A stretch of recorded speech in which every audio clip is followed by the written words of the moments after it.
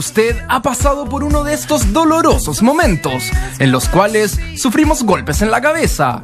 Sin lugar a dudas, sea cual sea el origen de estos, generalmente es motivo de preocupación, sobre todo si son los más pequeños de la casa los afectados. Esa experiencia aterradora. De una u otra forma, todos los niños sufren accidentes constantemente, y si bien en algunas oportunidades se trata de dolor o un pequeño moretón, hay ocasiones que las características del golpe pueden tratarse de episodios que requieran de especial atención, ya que podrían dejar secuelas, las cuales deben ser diagnosticadas y tratadas oportunamente. La recomendación más importante sería básicamente el identificar en el tiempo, tal vez las primeras 24 o 48 horas, de que por mucho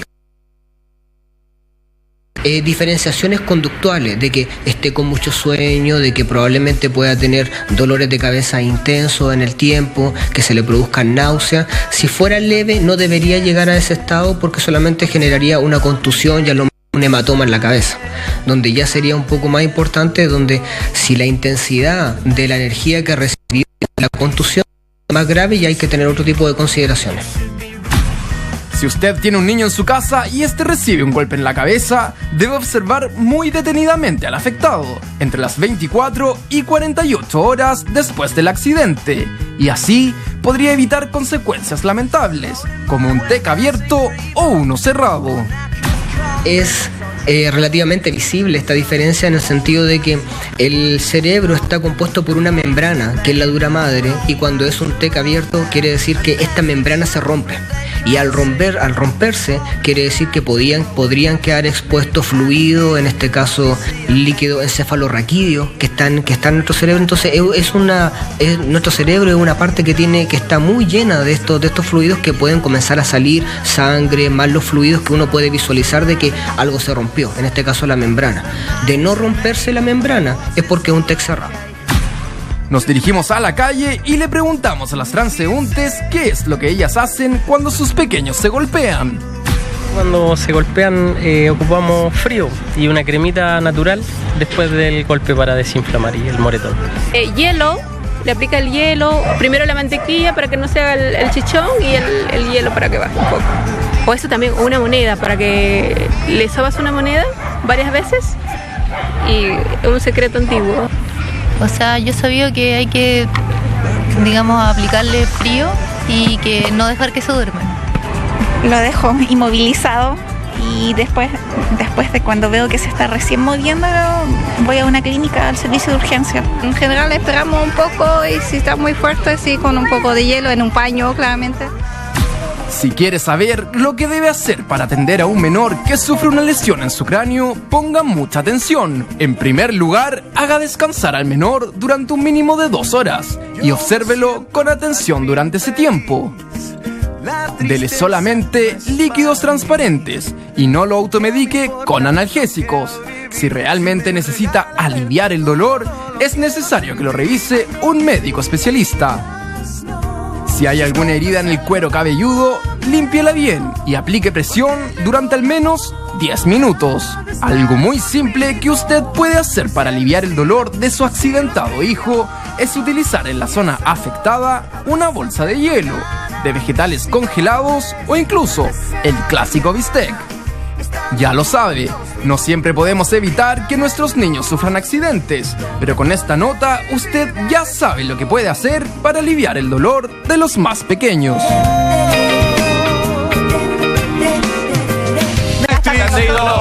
Como bien decía Eduardo, para responder todas las dudas, porque como veíamos ahí en pantalla y en la nota, Luquen, ¿cuándo debemos preocuparnos? ¿Cuándo lo dejamos en la casa o cuándo lo debemos llevar al hospital? Son dudas de que como padre nunca sabemos. Sí. Bueno, existen signos de alarma para preocuparnos con un traumatismo cráneoencefálico. Es importante destacar algo. El traumatismo cráneoencefálico, por el hecho de ser cerrado, o sea, por no ver fractura ni comunicación con el cerebro, no quiere decir que sea más leve. Muchas veces los traumatismos que no se ve fractura pueden ser más graves. Por tanto, hay que prestarle atención a ciertos signos de alarma. Por ejemplo, en los niños, importantísimo, el sueño.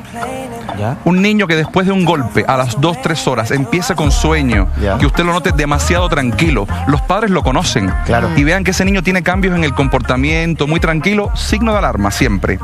El llanto en el niño, sobre todo cuando el niño es muy pequeño, siempre signo de alarma. Pero una cosita de Luquen, antes de tú decías el tema del sueño, porque típico cuando se pegan en la cabeza, a uno siempre ha escuchado que dicen, no dejas que se duerma. ¿Es así? ¿Tengo que evitar que se duerma? Sí, ¿por qué? Porque si el niño tiene un sueño que es normal, usted no va a saber si ese sueño es porque el niño tiene sueño o porque la lesión encefálica le ha producido edema cerebral y sueño. O sea, pero en ese sentido, para aclarar algo, porque estaba pensando justamente en relación a lo que decía Luquen, un niño somnoliento, por ejemplo, que puede haber por personalidad, más pasivo, más bueno para dormir. En el fondo, siempre, después de un golpe hay que evitar, tomando la CONI. Después de un golpe, siempre evitar que el niño se duerma y los adultos también. ¿Pero cuál es el peligro del sueño? ¿Qué es lo que pasa? ¿Qué es lo que pasa? ¿Algo así? Sí, o sea, una de las consecuencias más importantes del traumatismo es que aumenta la presión dentro del cerebro. ¿Y qué pasa? El cerebro es una caja cerrada porque el cráneo no se abre. Y si aumentan las presiones, esa presión no puede salir por arriba. Por tanto, sale por abajo hacia el tallo encefálico.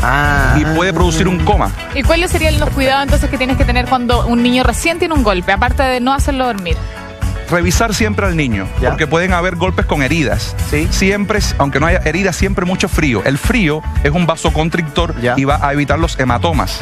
Si hay una herida, curarla siempre con antisépticos y vigilar siempre, en primer lugar, el sueño. Pero tenemos preguntas a través de nuestra red social Twitter. Negrita nos escribe y dice lo siguiente. Mi hija de 1 año se pegó en la frente, le quedó un chichón morado, pero ahora tiene un poco hundido.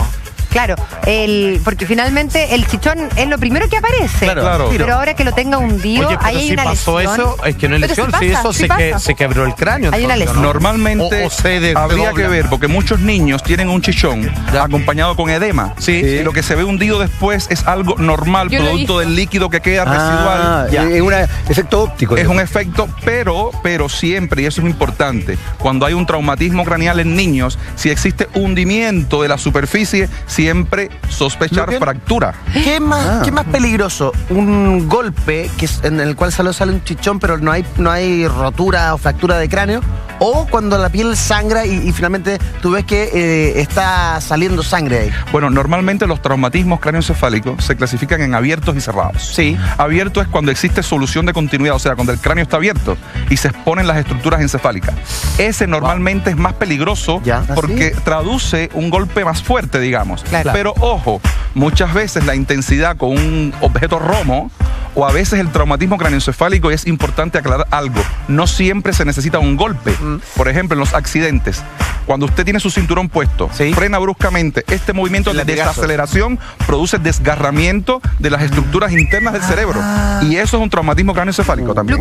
Tenemos otra pregunta en Twitter de Andrea Vera que dice, ¿es cierto que aplicar agua o hielo en un golpe craneal no es bueno porque el frío o agua retrasa algún síntoma? No, eso es absolutamente falso. De hecho, sí es bueno porque usted lo que va a tratar con esto es que no se produzcan chichones, hematomas. Y eso no, eso no enmascara ninguna sintomatología. ¿Y qué zona de la cabeza es más peligrosa? Yo he escuchado que si uno se cae de lado y se pega en la sien, es mucho más peligroso que si te pega en la frente. O que la nuca también es muy sensible, ojalá nunca les peguen en la nuca, pero la nuca también es peligrosa. ¿Cuál es la parte más sensible? No, pues la frente es más resistente, parece, ¿no? Si concedemos que la intensidad del golpe es la misma, porque eso depende sobre todo de la intensidad del golpe, pero supongamos que la intensidad es la misma, siempre los golpes en la sien y parietales son muy peligrosos, porque por ahí pasan estructuras nerviosas importantes y canales raquídeos importantes. Un signo de alarma antes que se nos olvide. Niño con un traumatismo craneal o adulto que empiece a salir un líquido claro por la nariz, no confiarse nunca, porque siempre o casi siempre la salida de un líquido claro por la nariz después de un traumatismo, eso es líquido cráneoencefálico, líquido cefalorraquídeo, por tanto traduce fractura de la base de cráneo que no se ve.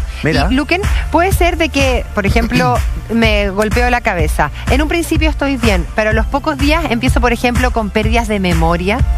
Sí, o sea, el traumatismo cráneoencefálico tiene, digamos que manifestaciones inmediatas, que son las que usted va a sentir, sobre todo cuando es fuerte en el momento, mediatas a los 2-3 días a la semana, y cuidado, ojo, sobre todo con los pacientes de más de 60 años. Muchas veces los pacientes de 60 años sufren traumatismos que son leves. que usted dice, bueno, eso realmente no debe ocasionarle ningún daño, pero sus estructuras cerebrales internas son más débiles. Ya. ¿Qué va a pasar entonces? Sufre un traumatismo leve y empieza un goteo de sangre en la cabeza muy lento. El paciente recupera el conocimiento y usted lo ve bien. E incluso a los 15 a 20 días empieza con somnolencia, empieza con cambios de comportamiento, incluso con manifestaciones que parecen demenciales. No te creo. Siempre eso es sospechar un hematoma subdural. ¿Y qué hay que hacer? Al médico. Atención Urgente. con la siguiente pregunta, 10:38. Nacha, muchacha Casís, dice, yo tuve un TEC cerrado a los 7 años. ¿Puede ser por esto que hasta hoy, a los 24 años, tenga mucho dolor de cabeza? Cariño, qué buena pregunta. Bueno, los traumatismos craneoencefálicos pueden dejar secuelas de años, incluso aparecer años después del traumatismo. Una de las secuelas fundamentales es la cefalea. A veces empezamos a padecer de cefaleas años después de un traumatismo y no sabemos por qué, porque ya incluso se nos olvidó ese traumatismo. Una, la cefalea. Dos, las epilepsias. También. Sí. Es importantísimo. Wow.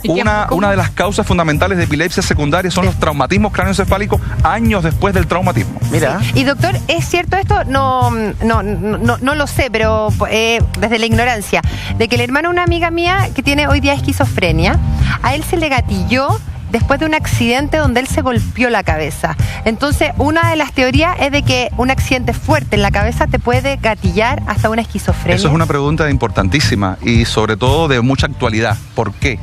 Se han visto que los pacientes después, muchas personas, después de traumatismos craneoencefálicos, incluso únicos, empiezan a hacer enfermedades de tipo degenerativo, incluyendo el Alzheimer.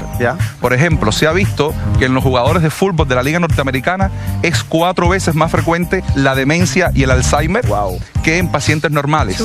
Por tanto, se empezaron a analizar los cerebros de personas que sufrieron traumatismos e incluso murieron por otra causa, por supuesto. Y se vio cambios histológicos muy parecidos al Alzheimer. Hay una proteína que es la proteína Tau y elementos histológicos idénticos al Alzheimer que se desencadenan producto de un traumatismo craneoencefálico. Oye, Luquen. Ahora, la esquizofrenia, la esquizofrenia también, no es que el traumatismo sea causa de la esquizofrenia, pero sí el traumatismo puede ser un trigger, un gatillador de una esquizofrenia que haya estado latente. Dormida, claro. Qué buena la aclaración. ¿Sabes qué? Me estoy acordando de algunos casos. Por ejemplo, mi hermano chico, cuando éramos chicos lo castigaban o lo retaban, se iba contra la pared y se agarraba. Mi hermano y se agarraba a cabezazo contra la pared. Sí, mi hermano también. ¿Es peligroso de verdad o tú sabes cuando realmente te estás haciendo un daño o los niños se dan cuenta que se están haciendo un daño? No lo saben. De hecho, los traumatismos craneoencefálicos leves, repetidos en los niños, hay estudios que prueban después de muchos años o de 5 o 6 años, menor rendimiento escolar y alteraciones neuropsicológicas en los niños. Mira, tenemos una pregunta en Twitter, Luquen, que dice así: mi hijo se cae de la cama y golpea la cabeza, lo levanto y lo pongo en la cama o lo reviso en el piso. Claro. Que no ¿Hay que moverlo o dejarlo ahí en el lugar donde se cayó? Si es un traumatismo craneoencefálico que usted no ha visto y el niño se da un trauma fuerte, generalmente en el lugar, no tanto por la cabeza como por la cervical, porque muchos traumatismos craneanos se acompañan de lesión en el cuello, y si hay lesión en el cuello siempre es recomendable no mover al paciente y examinarlo en el lugar. Ahora, si es un traumatismo realmente que usted lo ve que no es fuerte, puede pararlo sin ningún problema. Perfecto. Y con este fuerte aplauso queremos agradecer a Luquen Chao.